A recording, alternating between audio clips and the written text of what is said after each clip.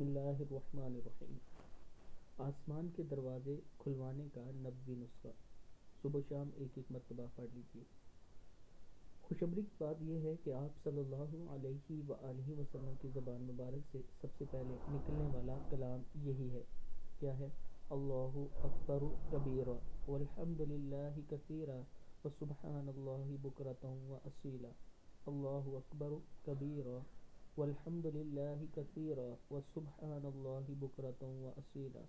اللہ بڑا ہے، سب سے بڑا، اور تعریف اللہ کی ہے بہت زیادہ ہے، اور ہم صبح اور شام اللہ کی پاکی بیان کرتے ہیں۔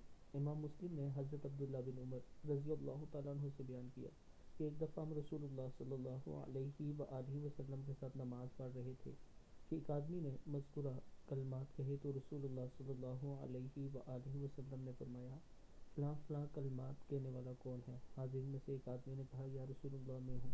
آپ نے فرمایا، مجھے ان کلمات سے تعجب ہوا کہ ان کے لیے آسمان کے دروازے کھولے گئے ہیں۔